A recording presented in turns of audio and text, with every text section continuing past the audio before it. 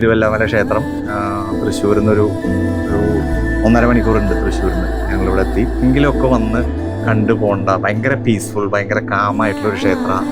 ഭയങ്കര വിശേഷം, ഭയങ്കര പ്രാധാന്യമുള്ള ക്ഷേത്രമാണ്. അപ്പോൾ തിരുമേനിയെ കാണാം. തിരുമേനിയുടെ അടുത്ത് കുറച്ച് കാര്യങ്ങളൊക്കെ ചോദിക്കാം.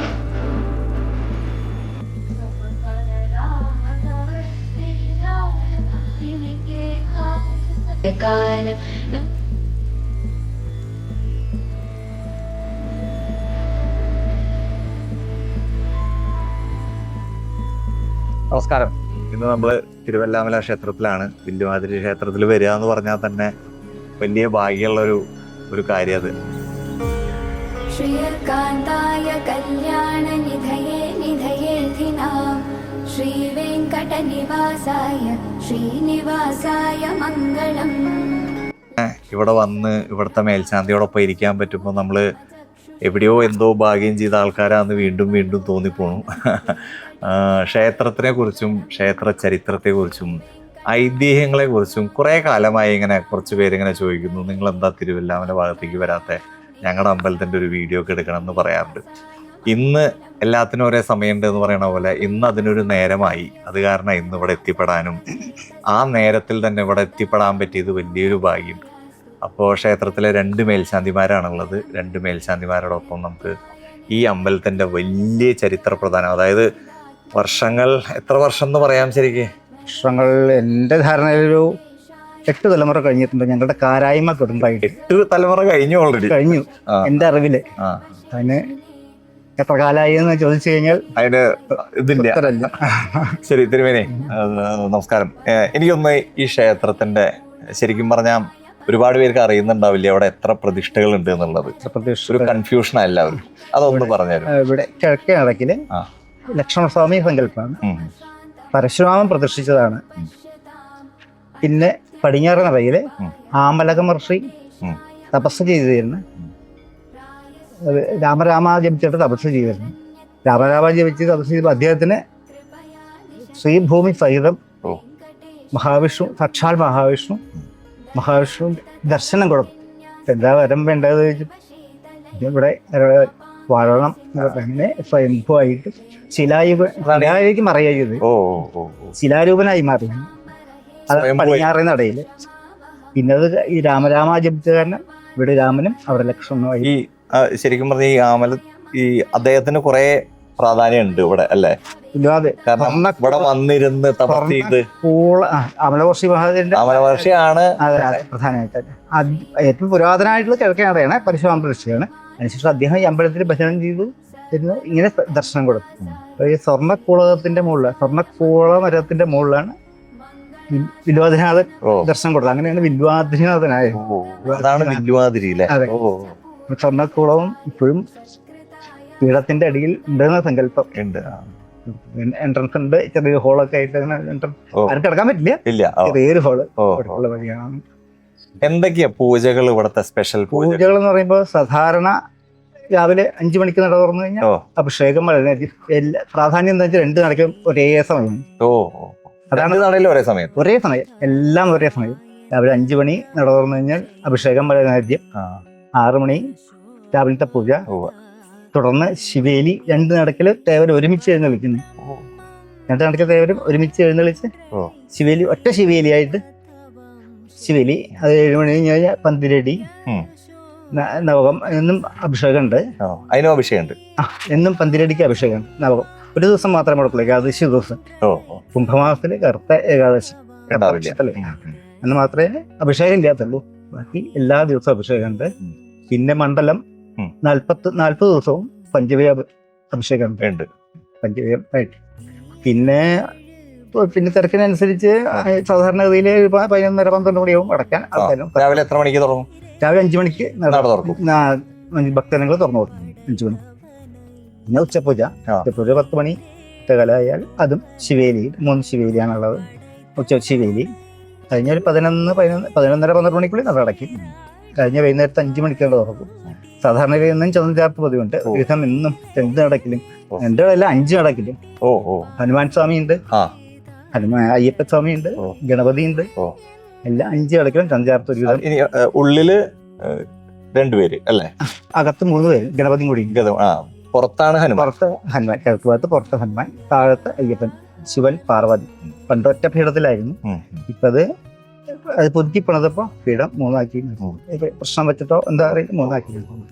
പിന്നെ ഹനുമാനും അവിടെ നിന്ന് പൂജയൊന്നുമില്ല, നേദ്യങ്ങൾ മാത്രമേ. നേദ്യങ്ങൾ മാത്രം. അത്താഴ പൂജ, പിന്നെ അത്താഴ പൂജയാണ്.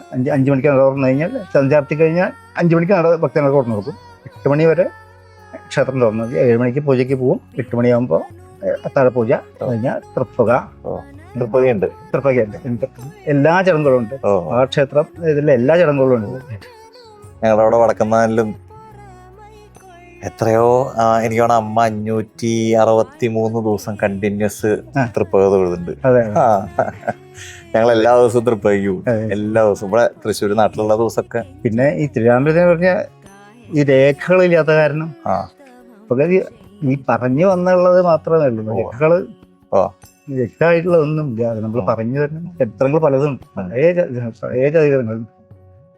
നമ്മള് ഒരു മഹാക്ഷേത്രമാണ് അല്ലേ? ക്ഷേത്രമാണ്, ഐതിഹ്യമാലയുള്ള ക്ഷേത്രമല്ലേ. മഹാക്ഷേത്രം എന്ന് പറഞ്ഞാൽ മഹാക്ഷേത്രമാണ്. പക്ഷെ ഈ നമ്മൾ ഇത് മലയുടെ മുകളിലും പിന്നെ അങ്ങനെ ഒരു ടൗൺ ആയിട്ടുള്ള ബന്ധമില്ലാത്ത കാരണമുള്ളൊരു എത്തിപ്പെടാനുള്ള അങ്ങനെ ഒരു ഇതില്ല. പബ്ലിസിറ്റി അങ്ങനെ ഒരു കാര്യങ്ങളൊന്നും ഇല്ലാത്ത കാരണം അതിൻ്റെതായ രീതിയിൽ ഇവിടെ വന്ന് നോക്കി അറിയാം. ഇവിടുത്തെ ശാന്തതയും ഒരു സൈലൻസ് അവിടെ. ഓക്സിജൻ ഏറ്റവും കൂടുതൽ വളരെയധികം ആലുകളുണ്ട് അല്ലേ ഈ പാറയുടെ മുകളിലും. ചൂട് വേനൽക്കാലത്ത് ചൂടുണ്ടെങ്കിലും നമുക്കൊരു ക്ഷീണം ഉണ്ടാവില്ല. ഇവിടെ വന്ന് കിടന്ന് ഉച്ചയ്ക്ക് കിടന്ന് ഞാൻ കുട്ടിക്കാലത്ത് ധാരാളം വന്ന് തുറക്കണേ മുമ്പേ, അങ്ങനെ വിവാഹം കഴിയുന്നതിന് മുമ്പേ നമ്മള് വർഷം കഴിഞ്ഞാൽ ഇവിടെ വരും. അവിടെ തന്നെ ഒരു എനർജി. അത് ചിറയില് 100-150 പടിയുണ്ട്. ചിറയില് എന്നും രാവിലെ 3 മിനിറ്റ് കൊണ്ട് കുളിച്ച് ആ ഒരു കാലം. ചിറയൊക്കെ ശ്രദ്ധക്കുറവോട്ടുള്ളൊരു ബുദ്ധിമുട്ടുകളുണ്ട്. പിന്നെ പ്രായം മാറുമ്പോ അങ്ങനെ അനുസരിച്ച് കയറി വരില്ലേ. എന്തൊക്കെയാ വിശേഷങ്ങൾ? ഇവിടുത്തെ ഉത്സവമാണോ അല്ലെങ്കിൽ ശരിക്കും മധ്യ കേരളത്തിലെ ആദ്യത്തെ ഉത്സവം തിരുവല്ലാമ്പലത്തിലാണ് തുടങ്ങുന്നത്. മേളങ്ങളൊക്കെ ഫ്രീ. 30 വ്യാഴാഴ്ച. കന്നിമാസത്തിലെ 30 വ്യാഴാഴ്ച അന്ന് ഗംഭീരായിട്ട് പഞ്ചവാദ്യം, മേളം. ഇപ്പൊ ആനയ്ക്ക് നിയന്ത്രണകാരനാണ്. പണ്ട് കാലത്ത് 60-65 ആന ഈ തിരുമുറ്റത്ത് ശിവയില് പൈസ വാങ്ങിക്കാതെ വന്ന് വിലാപനം തെളിയിച്ചിട്ടുണ്ട്. നല്ല തരം. നമ്മുടെ ഞങ്ങളുടെയൊക്കെ ബന്ധക്കാരാ നമ്മുടെ മനിശ്ശേരി ഹരിയേട്ടന്റെ ഗോവിന്ദ്. ആന എനിക്കറിയാം. ഞാൻ ഇങ്ങോട്ട് വരുമ്പോ ഞാൻ ഗോവിന്ദനെ വിളിച്ചു ചോദിച്ചു ആന ഇവിടെ വല്ലയിടത്തും ഉണ്ടോ? സാധാരണ ഇവിടെ എപ്പോഴും ഉണ്ടാവല്ലോ. അപ്പൊ ഒലിവിലാന്ന് പറഞ്ഞു. ഹരിക്ക് ആന ധാരാളം ഉണ്ടായിരുന്നു. ആ ആന തിരുവിലാമ്പലത്തിലാണ് അതിന്റെ എല്ലാ കാര്യങ്ങളും. കുട്ടിക്കാലം മുതൽ പറഞ്ഞാൽ ഒന്നും പറയില്ല, ഒന്നും വാങ്ങിക്കില്ല. അതെല്ലാവരും അങ്ങനെ തന്നെയാ അല്ലേ? എല്ലാവരും ഇപ്പൊ വാദ്യക്കാരായാലും ശരി, ആരാനും കാശിന് വേണ്ടി വരുന്നതല്ല. ഒരു സീസൺ തുടങ്ങല്ലേ, ഒരു കാലഘട്ടം, ഒരു ഉത്സവ കാലഘട്ടം തുടങ്ങുന്നത് ഇവിടുന്ന. അപ്പൊ എല്ലാവരും ഒപ്പമാരൊക്കെ കുട്ടിക്കാലം കൊട്ടാൻ കോടം തുടങ്ങിയ കാലം വരെ മരിക്കുന്ന എനിക്ക് കൊട്ടാൻ അവസാനിക്കുന്നവരെ ഇവിടെ 4 ദിവസം, ഏകദേശം 4 ദിവസം കൂടെ ഫുൾ ടൈം ഉണ്ടാവും. പൈസ കണക്കാക്കിയിട്ടല്ല, ബന്ധങ്ങളാണ്. ഇപ്പൊ ഞങ്ങളെ സംബന്ധിച്ചോളം ഞങ്ങൾ കരാമെന്ന് പറയുമ്പോ ഞങ്ങൾക്ക് അത് നമുക്ക് പറയാനില്ല. നമുക്ക് അമ്പലത്തിലെന്ന് പറഞ്ഞാൽ നമ്മൾ അപ്പം അവിടെ എത്തിക്കളാം. എന്ത് കാര്യമായിരിക്കും അത്രയും ബന്ധങ്ങളാണ് മറ്റുള്ളവരോടല്ല, ദേവരോട്. അപ്പൊ ഉത്സവങ്ങൾ എന്തൊക്കെയാ അവിടെ? ഉത്സവങ്ങള് കന്നിമാസത്തിലും പൊട്ടുകാഴ്ച, നിർമ്മാല അവിടെ തുടങ്ങി. പിന്നെ സ്വാഭാവികമായിട്ട് മണ്ഡലകാലം, കർക്കിടക മാസം. ഇനിയിപ്പോ മഹോത്സവം കർക്കിടക മാസം ആവാറായി. കർക്കിടക മാസത്തിലെ എന്താ അവിടുത്തെ പ്രധാന? കർക്കിടക മാസത്തിൽ പ്രധാനമായിട്ട് രാമായണ മാസമാണ്. രാമനാണല്ലോ അല്ലെ? അപ്പൊ അതിൻ്റെതായ ശ്രീരാമ ലക്ഷ്മണന്മാരുണ്ട്. പിന്നെ ഹനുമാനും വേറെ ഉണ്ടോ? ലക്ഷ്മണനും ശ്രീരാമനും ലക്ഷ്മണനും കൂടി എന്റെ ഒരു ഓർമ്മയിൽ കാണാനില്ല. ഞാൻ ഇറങ്ങിയതിൽ ഏത് അമ്പലത്തിലും ഇല്ല. ശ്രീരാമനും ലക്ഷ്മണനും വേറെ വേറെയും ഒരു തിരുമുറ്റത്ത് 2 ശ്രീകോവിലില് കിഴക്കോട്ടും അകത്തേക്ക് വന്നിട്ട് പിന്നെ കിഴക്കോട്ടും പടിഞ്ഞാട്ടും ഒരേ ശ്രീകോവിലില് ശ്രീരാമ ലക്ഷ്മണൻ പക്ഷഭേദമല്ല, ഒരേപോലെ. അതൊക്കെയാണ് ഇപ്പൊ തിരുവാതിര പ്രത്യേകത. കർക്കിടമാസം നല്ല തിരക്കുള്ള സമയമാണ്. അന്നദാനം ഉണ്ടാവും, വഴിപാടുകൾ ധാരാളം ഉണ്ടാവും. എന്താ സാധാരണ ഭക്തജനങ്ങൾ വന്ന് പൂജയ്ക്ക് ഇപ്പോ നമ്മൾ പറയില്ലേ ഓരോരുത്തര് വിവാഹം കഴിയാൻ വരും, അല്ലെങ്കിൽ ഇന്നതിന് വരും, മക്കളുണ്ടാവാൻ വരും, അങ്ങനെ അങ്ങനെ എന്തെങ്കിലും വഴിപാടുകൾ ഓരോരുത്തരും വഴിപാട് വിചാരിക്കുന്നുണ്ടല്ലോ. സ്വാഭാവികമായിട്ട് വഴിപാട് നമ്മൾ ഇന്ന ചെയ്യാമെന്ന് വിചാരിക്കുന്നുണ്ടാവും, ഇന്നത് ഉണ്ടായെന്ന് ചെയ്യാം, അങ്ങനെ ഉണ്ടാവും. അല്ല എന്താ ചെയ്യേണ്ടതെന്ന് ചോദിക്കേണ്ട ആൾക്കാർ. അപ്പൊ ഞാൻ പറയാം, മനസ്സറിഞ്ഞ് പ്രാർത്ഥിച്ചു കഴിഞ്ഞാൽ സത്യം പറയാം, വഴിപാട് കഴിക്കണം, കഴിക്കണ്ടെന്നല്ല. അപ്പൊ പുഷ്പാഞ്ജലി, കളഭാണ് ഏറ്റവും നല്ല വഴിപാട്. കളഭാഭിഷേകം രണ്ട് കണക്കിലും ഇവിടെ രണ്ട് കണക്കിലും ഒരേപോലെയാണല്ലോ. അപ്പൊ അതേപോലെ വഴിപാടുകൾ നമ്മൾ മനസ്സറിഞ്ഞ് പ്രാർത്ഥിച്ച് വിരോധാതെ സംശയമില്ലാത്ത കാര്യം തന്നിരിക്കും. അതെനിക്ക് അനുഭവം. ഞാൻ ഏകദേശം ഇപ്പൊ ശാന്തി കഴിക്കാൻ വേണ്ടിയത് 35-36 വർഷത്തോളായി. അയ്യോ, എന്നേക്കാ പ്രായം കൂടുതൽ. അച്ഛൻ 12 വയസ്സില് ഉപദേശം കഴിഞ്ഞ അച്ഛൻ്റെ കൂടെ വരാൻ പറഞ്ഞു. ഇപ്പൊ 53 അപ്പൊ 21 വയസ്സിൽ പോസ്റ്റിംഗ് മേൽശാന്തി പോസ്റ്റ് നിയമം, എനിക്ക് ഇവരുടെ നിയമപ്രകാരം 21 വയസ്സിലെ മേൽശാന്തി പോസ്റ്റിംഗ് ആയി. അത് 18 വയസ്സ് മുതൽ ഞാൻ പൂജ കഴിച്ചു തുടങ്ങി. കരയമേഖല അച്ഛനെ കഴിച്ചു തുടങ്ങി. 53 വയസ്സായി. അപ്പൊ അതിന് ഞാൻ പറഞ്ഞു കഴിഞ്ഞാൽ അതിനെ അറിഞ്ഞ് പ്രാർത്ഥിച്ചു കഴിഞ്ഞാൽ നല്ലോണം നടന്നാൽ ഇങ്ങനെ അതിപ്പോ ഒരു ഒറ്റ രൂപ നാണയം വെച്ചാലും മതി, ഒരു നാണയം വെച്ചാൽ അതിൽ മതി. മനസ്സിലിരിക്കണം. അപ്പൊ നമ്മളതിന് മനസ്സിൽ നമ്മള് ഇത് നമുക്ക് ബുദ്ധിമുട്ട് വരുമല്ലോ. നമ്മള് മനസ്സിൽ വിചാരിച്ചു കഴിഞ്ഞാൽ അവർ വഴി കാണിച്ചു തരും. പിന്നെ നമ്മൾ പിന്തുടർന്ന് പോയാൽ ഒരേ കാര്യങ്ങൾ. എന്റെ അനുഭവമുള്ള ഞാൻ പറയുന്നത്. അങ്ങനെ കർക്കിടകം കഴിഞ്ഞാ നെക്സ്റ്റ് അടുത്തത് പിന്നെ കർക്കിടകം ചിങ്ങമാസം, ഓണം, പുത്തരി കാര്യങ്ങളൊക്കെ ഉണ്ട്. നാലുകറി 2 ദിവസം 4 കറി കഴിക്കും. കർക്കിടകം ഇല്ലെന്നറിയുണ്ട്. കർക്കിടകം ഏകദേശം പാവ് കഴിഞ്ഞാൽ നോക്കിയിട്ടാണ് ചെയ്യാറുള്ളൂ. അതിന്റെ ഡേറ്റ് ഒന്നുമില്ല. മുഹൂർത്തം നോക്കി, പണിക്കര മുഹൂർത്തം നോക്കി അത് കഴിച്ചു. പിന്നെ ചിങ്ങമാസില് കല്യാണങ്ങൾ തിരക്കും അത് വേറെ ഉണ്ടാവും. പിന്നെ അമ്പലത്തിലെ പുത്തരി ഉണ്ടാവും. പിന്നെ കന്നിമാസം നിർമാല, പിന്നെ കന്നിത്തുലാവായി പൂജ വെപ്പ് കാര്യങ്ങള്. പിന്നെ വൃശ്ചികമാസമായി കഴിഞ്ഞാൽ ആനശിവേലി ഉണ്ടാവും. എന്നും 40 ആനശിവേലി, 2 ആന ഉണ്ടാവും. 2 ആന, 2 തേവരും 2 ആനപ്പുറത്ത് കഴിഞ്ഞാൽ 2 ശിവേലി. ഉച്ചശിവേലി ഒഴിവാക്കി. ഇച്ചിരി പൊതുവെ ഇവിടെ ഉച്ചശിവേലി നിർമാലയ്ക്ക് മാത്രമേ ഉള്ളൂ ഉച്ചശിവേലി ആന. ഒക്കെ അത്താഴശിവലിക്കും രാത്രിശിവനും. ദുഷ്യന്തന് കഴിഞ്ഞാൽ പിന്നെ മകരമാസമായ ലക്ഷാർച്ചന, ഏകാദശി, ഇങ്ങനെ പണ്ടൊക്കെ 28 ദിവസം 43 ദിവസം 28 ദിവസമൊക്കെ ഉണ്ടായിരുന്നു. ഇപ്പൊ മകരമാസം 1-ാം തീയതി തുടങ്ങി ഏകാദശി കണക്കാക്കിയിട്ടാണ് ചെയ്യുക. 40 ദിവസമാണ് വെച്ചാൽ ആ കോടിയാർച്ചന കാലത്ത് ഉള്ള ഇതുകൊണ്ടാണ് ഈ കാര്യം അമ്പലത്തിൽ നടപ്പന്തലും കാര്യങ്ങളും. ഞാൻ ജനിച്ചത് 73 വെച്ചാണ്. അത് കഴിഞ്ഞ് പിന്നെ 28 ദിവസമായി ലക്ഷാർച്ചന. 28 നാളിലും. പിന്നെ എല്ലാം ആൾക്കാരുടെ കുറവ്, എല്ലാത്തിനും കുറവ് വരുമല്ലോ. ആളുകൾ വേണം. 28 ദിവസം എല്ലാവർക്കും എന്ന് പറഞ്ഞു കഴിഞ്ഞാൽ അതുപോലെ ആൾക്കാരുണ്ടാവും. ഞാനൊരാളേ ഉള്ളൂ. മറ്റുള്ളത് പണ്ട് കാലത്ത് തന്നെ 5-6 ആളുണ്ടാവും. ഒരാള് വന്ന് അങ്ങനെ 28 ദിവസം കഴിഞ്ഞപ്പോൾ പിന്നെ അത് 7 ദിവസമായിട്ട് വരുന്നു. എന്നാലും മുടങ്ങിയിട്ടില്ല.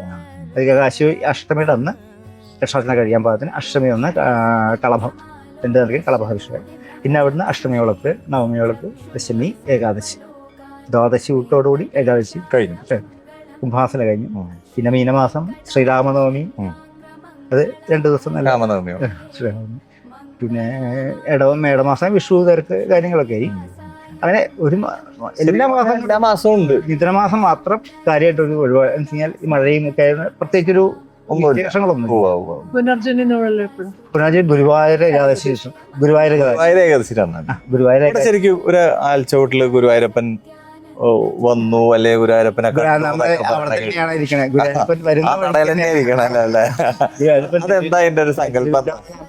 പന്തല് പണ്ട് ഈ ഷീറ്റോ എല്ലാം കാര്യങ്ങളല്ല, മുള ഈ പനമ്പ് എന്ന് പറയും.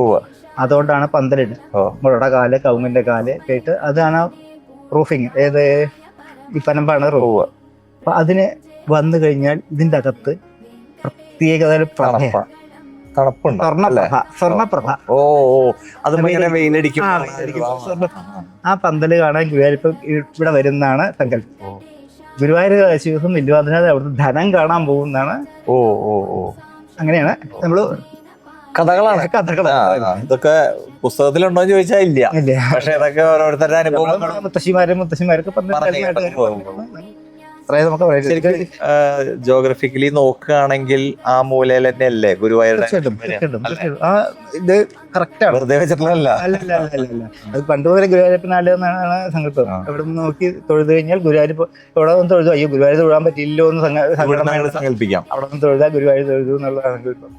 ഇവിടെ ഇങ്ങനെ കുറെ കാലം മുമ്പ് ഇങ്ങനെ കത്തിപ്പോയതിന്റെ ഒരു കുറെ കാലം ഇപ്പൊ അടുത്ത് 2018 അഗ്നിബാധന്റെ അതല്ല മുമ്പുണ്ടായിണ്ടെന്ന് പറഞ്ഞു കേട്ടിട്ടുണ്ട്. അത് ലിഖിതമാണോ എനിക്കറിയില്ല, ദിവസം പോലെ കേട്ടോ എനിക്കറിയില്ല. ഏകദേശം 100 ചില്ലാനം വർഷത്തിൽ ഉണ്ടായിട്ടുണ്ട്. അന്ന് അമ്പലം പുതുക്കി പണിതുണ്ട് എന്നാ പറഞ്ഞത്. പിന്നെ എന്റെ അനുഭവത്തിൽ ഇപ്പോ 2018 ജനുവരി സൈഡ് അത് വിളക്കം നടന്ന് ഇവിടെ ആലുള്ള കാരണം ധാരാളം ആളുള്ള കാരണം എന്തോ ജീവനക്കാരെ സാധാരണ കിടത്തിയിട്ടാ പോവാറ്. അന്നെന്തോ ഒരു തിരികെട്ടുണ്ടാവില്ല. പക്ഷെ ആ സമയം കത്തിപ്പിടിച്ചു. കത്തിയ ഉടനെ അറിഞ്ഞു. പക്ഷെ എല്ലാ എണ്ണയും പഴയ മരങ്ങളും ആയ കാരണം നമുക്ക് നിയന്ത്രിക്കാൻ പറ്റാത്ത സ്ഥിതിയിലുള്ള കത്തി ഫയർഫോഴ്സ് ഒക്കെ വന്നിട്ട് എന്തോ ശ്രീലോകത്തേക്ക് എവിടേക്കും അതിൽ കുറച്ച് ഭാഗങ്ങൾ മാത്രം ശ്രദ്ധയിൽപ്പെട്ടു. ഞാൻ അന്ന് കാറ്റുള്ള സമയം കുംഭമാസം കൂടെ ഈ അമ്പലത്തിന് മുകളിൽ നല്ല എപ്പോഴും കാറ്റാ. നീ ഉണ്ടായാ പിന്നെ പിന്നെ അങ്ങോട്ട് ബാധിക്കും. അതുപോലെ ഈ ഗോപുരം, ഈ ഫ്രണ്ടിലെ ഗോപുരം നമ്മള് പല ഹിസ്റ്ററിയിലും പല ലൈനിലും കേട്ടിട്ടുണ്ട് ടിപ്പുവിന്റെയാണ് അല്ലെങ്കിൽ വേറെ ചരിത്രകാരൻ ടിപ്പു ആക്രമിച്ചതാണുണ്ട്. ടിപ്പു തിരുവില്ലാമല വരെ എത്തി. തിരുവില്ലാമല ആക്രമിച്ചപ്പോഴാണ് കൊച്ചി രാജാവ് അറിഞ്ഞത്. കൊച്ചി രാജാവ് അറിഞ്ഞപ്പോ ടിപ്പുവിനെ ഇവിടുന്ന് പൊക്കോളാൻ പറഞ്ഞ് ആട്ടി ഓടിച്ചു എന്നാണ് പറഞ്ഞു കേട്ടത്. പിന്നെ നമ്മൾ തിരുനാവായ നിന്ന് നോക്കിക്കഴിഞ്ഞാൽ തിരുവില്ലാമ്പലത്തിലെ ഗോപുരത്തിലെ വിളക്ക് കാണാമെന്ന്. അപ്പൊ ആ ഗോപുരത്തിന് അത്രയും ഹൈറ്റ് ഉണ്ടായിരുന്നു. അത്രയും ഹൈറ്റ്, രണ്ട് ശ്രീകോവിലും രണ്ട് പടിഞ്ഞാറും നല്ല ഹൈറ്റ് ഉള്ളതായിരുന്നു. അങ്ങനെയാണ് അവിടുന്ന് നോക്കിക്കഴിഞ്ഞാൽ ഇവിടുത്തെ വിളക്ക് കാണാമെന്ന് പറഞ്ഞു. അപ്പൊ അങ്ങനെ കുറെ ആൾക്കാർ അത് കേട്ടപ്പോ അത് പരീക്ഷിക്കാൻ വേണ്ടി കുറെ ആൾക്കാർ തിരുനാവായ പോയി അവിടെ നിന്ന് നോക്കിയപ്പോ വിളക്ക് തൊഴാൻ വേണ്ടി നോക്കിയപ്പോ ആ സമയത്താണ് ഇവിടെ അങ്ങനെ ചെയ്യാൻ പറയാൻ പാടില്ല എന്ന് പറഞ്ഞു. ആ ഇതിലെന്തോ അറിയില്ല, ഗോപുരം അതൊന്ന് പരീക്ഷണമായിട്ട് അങ്ങനെ ഇതിന്റെ ചരിത്രകാരന്മാർ ഇനിയും പറയുന്നു. ശരിക്കും അവശിഷ്ടങ്ങളെല്ലാം ഒരുപാട് ഇവിടെ തന്നെ ഉണ്ട് അല്ലേ? അവശിഷ്ടങ്ങൾ എല്ലാം ഇല്ലാന്ന് പറയാൻ പറ്റില്ല. ഗോപുരം ഉണ്ടായിരുന്നു എന്നുള്ളത് അത് എത്ര കാലം മുമ്പ് 8 കൊല്ലം മറിക്കുമ്പോ ഉണ്ടായിരുന്നു എനിക്ക് പറയാൻ പറ്റില്ല. ഞാൻ രക്ഷയില്ലാത്ത കാരണം നമുക്കൊന്ന് അതിനു മുമ്പല്ലേ അതൊക്കെ ആയിരിക്കാം. എനിക്ക് അത്രേ പറയാൻ പറ്റൂ. കാരണന്മാര് ഇങ്ങനെയല്ലേ പറഞ്ഞ കഥ പറഞ്ഞു. പിന്നെ ഡേറ്റിന് കത്തിയെന്ന് ഇപ്പൊ ഞാൻ എന്റെ ഓർമ്മയിലാണ് ഞാൻ 2002 ജനുവരി ഞാൻ 5 മണിക്ക് കട തുറക്കും. അപ്പൊ ഞാൻ കട തുറക്കാൻ പോണം. അത് ശരിയാണല്ലോ. 5 മണിയാവാൻ ഞങ്ങള് കഥ പറഞ്ഞിരുന്ന കഥ ഇനിയും ഒരുപാട് കഥകൾ കേൾക്കാണ്ട് തിരുമേനി. ഇനിയും ഒരു ദിവസം ഇനിയും വരാം. ഇത്ര തന്നെ കേട്ടത് വലിയ കാര്യം. സന്തോഷം. അപ്പൊ ഞങ്ങൾക്ക് കൂടി വേണ്ടി പ്രാർത്ഥിക്കും. ഈ ക്ഷേത്രത്തിലെ മേൽശാന്തിയേക്കാൾ ഈ ക്ഷേത്രത്തിലെ കാര്യങ്ങൾ പറഞ്ഞു തരാൻ അറിവുള്ള ഒരാളുടെ കൂടെയും കൂടി ഇരിക്കുന്നു.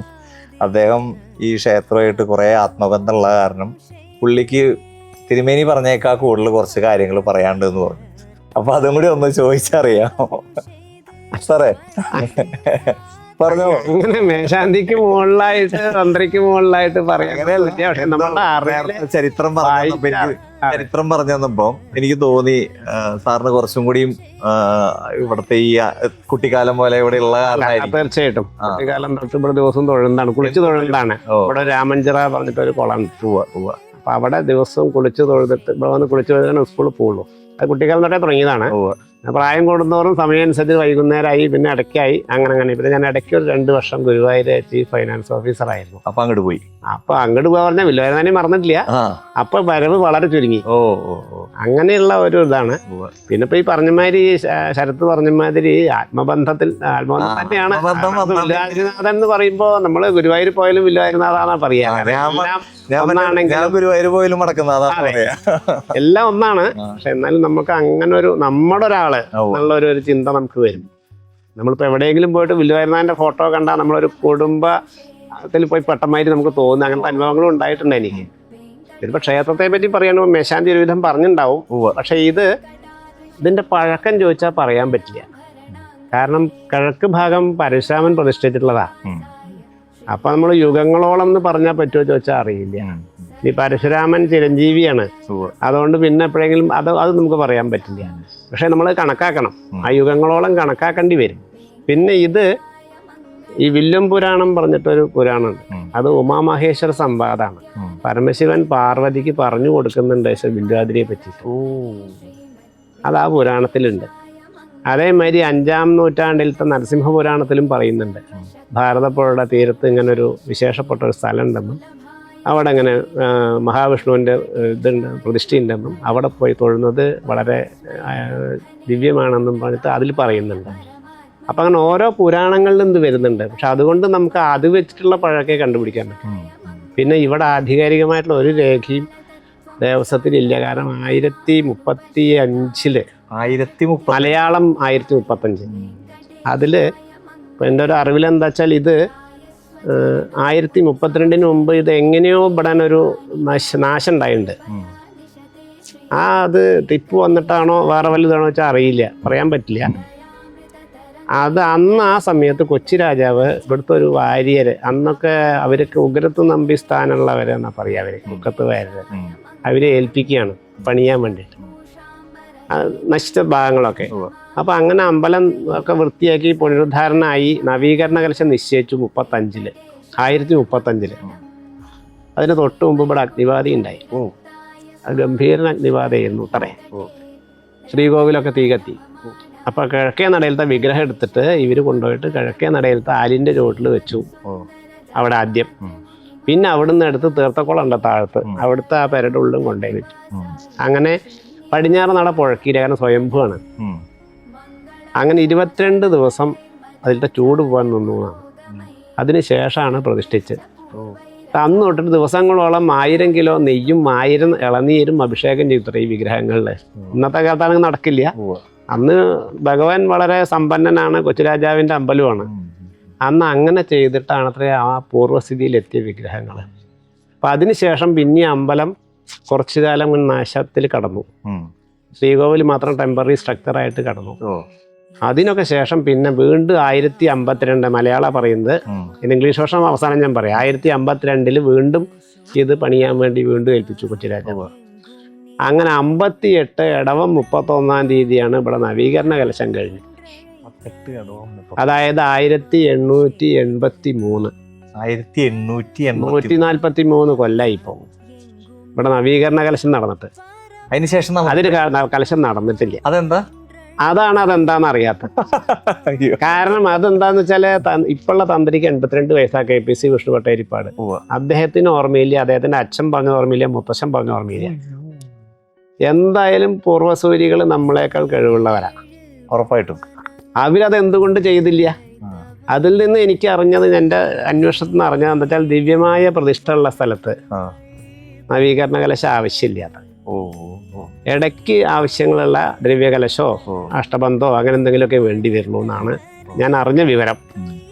അപ്പൊ അതും കൂടി തെളിയണം എന്നുണ്ട്. ഇപ്പൊ ഈ അഷ്ടമംഗല്യ പ്രശ്നം വെച്ചിട്ടുണ്ട് ഓഗസ്റ്റ് 3-ാം തീയതി, ഈ വരുന്ന ആഗസ്റ്റ് 3-ാം തീയതി. അപ്പൊ അതിൽ നിന്ന് നമ്മൾ കംപ്ലീറ്റ് ഹിസ്റ്ററികളൊക്കെ പറ്റുന്നത് ചോദിച്ച് മനസ്സിലാക്കണം എന്ന് വിചാരിക്കുന്നു.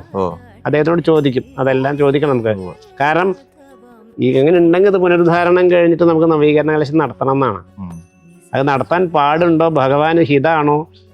ചിലപ്പോൾ ആയിരിക്കില്ല, നോക്കിയിട്ട് ഭഗവാൻ വേണ്ടാന്ന് വെച്ചിട്ടായിരിക്കും. ബാക്കിയെല്ലാം നടത്താൻ പറ്റുന്ന ഭഗവാൻ ഇത് പറഞ്ഞുകൂടെ?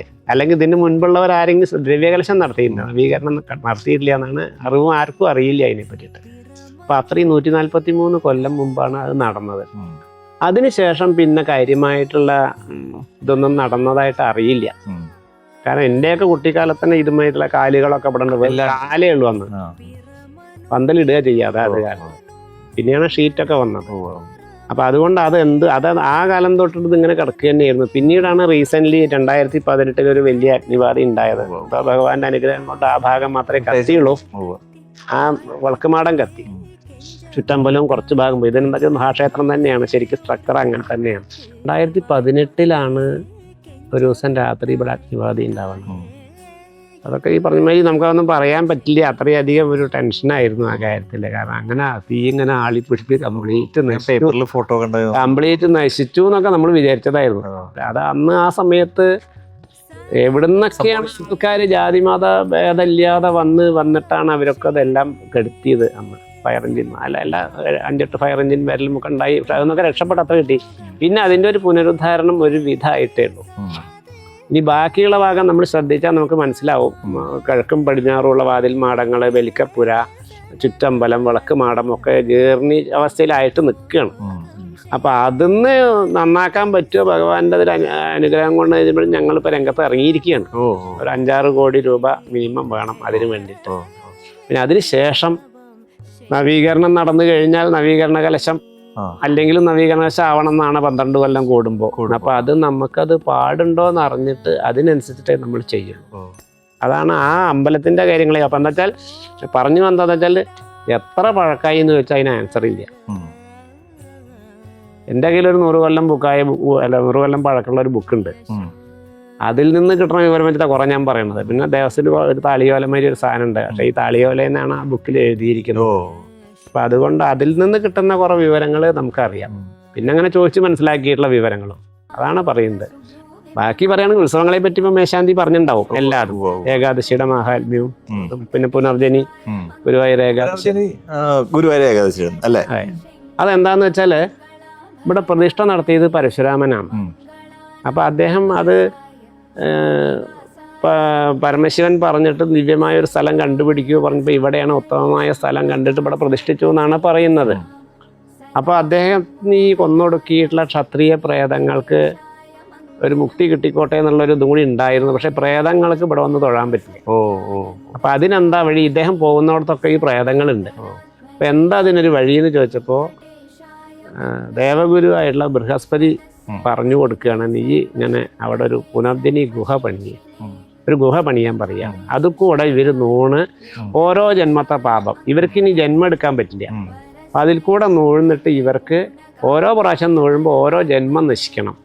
അങ്ങനെ അതിന് വേണ്ടിയിട്ട് അവർ പാപങ്ങളൊക്കെ പോയിട്ട് അവർ പുണ്യത്തിലേക്ക് കിട്ടുക അവർക്ക് പറഞ്ഞിട്ട് വിശ്വകർമാവ് വന്നിട്ട് ദേവേന്ദ്രനും മഹാവിഷ്ണു ബ്രഹ്മം വിഷ്ണു മഹേശ്വരന്മാരൊക്കെ വന്നു. ബ്രഹ്മാവ് വന്നു. വിശ്വകർമാവ് പണി കഴിപ്പിച്ചതാണ് ഈ പുനർജനി എന്നാണ്. അപ്പം അതിൽ അങ്ങനെ പണി കഴിഞ്ഞ സമയത്ത് ഇവിടുത്തെ വന്ന ദേവന്മാർക്കും ബ്രാഹ്മണർക്കും ഇതൊന്ന് നൂഴണം എന്നൊരു മോഹം ഉണ്ടായിട്ട് അപ്പം അതിന് കൊടുത്ത ദിവസമാണ് ഇവർ നൂണ ദിവസമാണ് ഗുരുവായൂർ ഏകാദശി. അന്ന് തന്നെ എന്നാ ബാക്കിയുള്ള ദിവസം തുറന്നൂടെ ചോദിക്കുന്നവരുണ്ട്. എപ്പോഴും മാസം തുറന്നൂടെ ചോദിക്കുന്നവരുണ്ട്. അത് നമ്മുടെ കയ്യിലല്ല. കാരണം ഇത് വെറുതെ പോയിട്ട് വാതിൽ തുറന്ന് അപ്പുറത്തേക്ക് കിടക്കുകയല്ല. അത്രയും ബുദ്ധിമുട്ടുകൾ സഹിക്കണം നമ്മൾ. ഇരുന്ന് നിരങ്ങണം, മലന്ന് കിടന്നിരിക്കണം. അതൊക്കെ വിസ്തരിച്ച് ഓരോ ഇതിൽ എഴുതിയിട്ടുണ്ട്. അപ്പം ശരിക്കും പറഞ്ഞാൽ അമ്മയുടെ രീതികളുണ്ട്.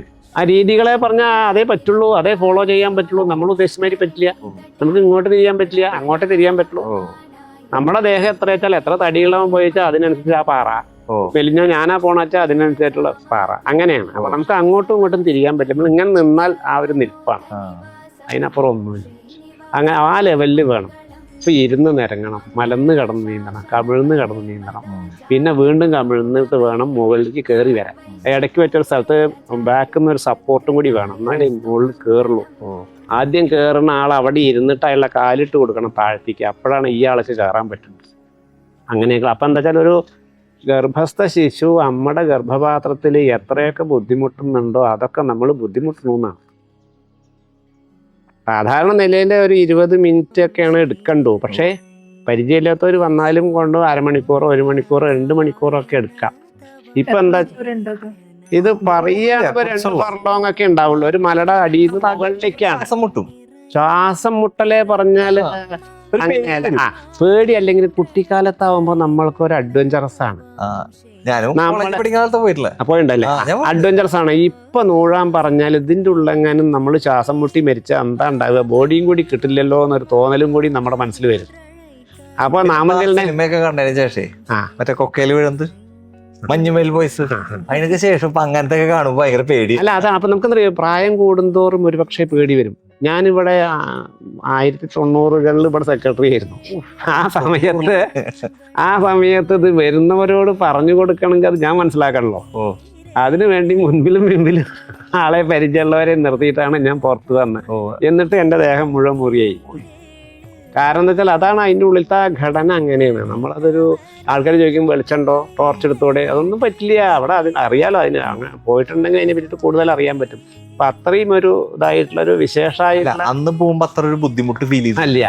എന്ന് വെച്ചാൽ നല്ല പ്രായം, കോളേജിൽ പഠിക്കുന്ന പ്രായം. ഇപ്പൊ എനിക്ക് ആലോചിക്കുമ്പോ ഞാൻ വേണ്ട അല്ല, എന്നോട് പലരും ഇവിടെ ഇപ്പൊ അനുഭവത്തിൽ തന്നെ പറയുമ്പോൾ പണ്ട് ഞാൻ ഇവിടെ വരുമ്പോ ഒരിക്കല് പുറത്തൊരു പാർട്ടി പെട്ടെന്ന് ഉച്ചയ്ക്ക് കണ്ടു പുനർജനി എവിടെ ചോദിച്ചു പറഞ്ഞു കൊടുത്തു, നൂഴാൻ ഇപ്പൊ നൂഴാൻ പറ്റില്ല പറഞ്ഞാല്. അതെന്താ ചോദിച്ചു. അത് അങ്ങനെയാണ്, അതൊരു വിശ്വാസമാണ്. അല്ല ഞങ്ങൾ നൂണാലോ, നൂഴാൻ പറ്റിച്ചാൽ നൂണോളൂ പറഞ്ഞു. അത് കഴിഞ്ഞ് ഞാൻ വൈകുന്നേരം അവരെ ഇവിടെ വെച്ച് കണ്ടു. നൂണ് വെച്ചു ഇല്ല പറഞ്ഞു. എന്താ വെച്ചു നോക്കിയാൽ പേടിയായി. ഇല്ല. അപ്പൊ ഇപ്പൊ എന്താ വെച്ചാൽ ഗേറ്റ് ഒക്കെ ഉണ്ട് അവിടെ. മറ്റത് ഒന്നുമില്ലായിരുന്നു. പിന്നെ പണ്ട് ഇത്ര ഇല്ല. പണ്ട് ഇപ്പൊ എന്റെ അമ്മാവന്മാരുടെയൊക്കെ കാലത്ത് അവര് രാവിലെ വന്ന ഒരു 10-11 മണിയായ ഒരു 5-8 ആള് കൂടിത്തറേ. ഈ ഒരു 8 ആള് കൂടിക്കഴിഞ്ഞാൽ എന്നാ നൂഴല്ലേ ചോദിച്ചാൽ അങ്ങോട്ട് നൂഴാണ്. പിന്നെ ഒന്നുമില്ല. ഇന്നിപ്പോ അതല്ല. ഇന്നിപ്പോ സോഷ്യൽ മീഡിയയുടെ ഇതും മറ്റുള്ള മീഡിയ വഴിയുള്ള പ്രചാരണമൊക്കെ ആയപ്പോ ഇത് വ്രതം നോറ്റിട്ടും പിന്നെ ജ്യോത്സ്യന്മാര് പറഞ്ഞു തുടങ്ങിയെന്ന് ഇടയ്ക്ക് വെച്ച് കേട്ടു. അപ്പൊ എന്താ വെച്ചാൽ 1000-ഓളം ആളൊക്കെ വരുന്നുണ്ട്. പിന്നെ എന്താ വെച്ചാൽ നമുക്കിപ്പോ അത് പറഞ്ഞിരിക്കുന്നത് ഗുരുവായൂർ ഏകാദശി ദിവസം രാവിലെ തൊട്ടിട്ട് വൈകുന്നേരം വരെയാണ്. ഇതിപ്പോ നീണ്ടുപോയിട്ട് നമുക്ക് രാത്രി അർദ്ധരാത്രിയൊക്കെ കിടക്കുന്നുണ്ട് ചിലപ്പോ. അപ്പൊ കൂടുതൽ ഡേയ്സ് നമുക്ക് വെക്കാൻ പറ്റുമോ ചോദിച്ചാൽ നമുക്കറിയില്ല. കാരണം ഇങ്ങനത്തെ ഒരു സ്ഥലമാവുകൊണ്ട് കൂടുതൽ സ്ഥലം വെച്ചിട്ട് എന്തെങ്കിലും ഒരു കാഷ്വാലിറ്റി പറ്റിയാൽ അത് ബുദ്ധിമുട്ടാണ്. സാധ്യതകളുണ്ട്. ഇതുവരെ ഒന്നും ഉണ്ടായിട്ടില്ല. ഒരു പക്ഷേ ഈ ഇടയ്ക്ക് സപ്താത്ഭുതങ്ങളിൽ വേറെയും കണ്ടുപിടിച്ചു പറഞ്ഞൊരു ഇതുണ്ടായിരുന്നു. ഞാൻ അന്ന് പറഞ്ഞിരുന്നു, ഇത് നമ്മൾ തിരുവല്ലാന പുനർജനിയെ പറ്റി ആരും പറയാനില്ലാത്തോണ്ടാ. കാരണം ഇത്ര കാലങ്ങളായിട്ട് അതിന് യാതൊരു കേടുമില്ല, ആർക്കും സംഭവിച്ചിട്ടുമില്ല. അതൊക്കെ നമ്മൾ വിശ്വസിക്കുന്ന ശക്തികളുടെ ഇതാണെന്ന് മനസ്സിലാക്കാൻ പറ്റുള്ളൂ. അല്ലാതെ ഇപ്പൊ അതിലൊന്നും നമുക്ക് പറയാനില്ല. അതാണ് പുനർജനിയെ പറ്റി പറയാനുള്ളൂ. പിന്നെ അപ്പൊ അമ്പലത്തിനെ വിട്ട് വീണ്ടും പറയുകയാണെങ്കിൽ വിട്ടുപോയി തോന്നുന്നത് കർക്കിടക മാസമാണ്. അപ്പൊ ഈ നാലമ്പലം കൂടി ആയതുകൊണ്ട് അതർവൈസ് ആൾസോ ഇവിടെ കർക്കിടക മാസത്തിൽ വളരെ തിരക്കുള്ള സമയം തന്നെയാണ് പൊതുവെ. ഇപ്പൊ ഈ നാലമ്പലം വന്നപ്പോ ഇവിടെ അടുത്ത് ഈ കുഴൽമണ്ണടുത്ത് ഭരതനും ശത്രുഘ്നനും ഉണ്ട്.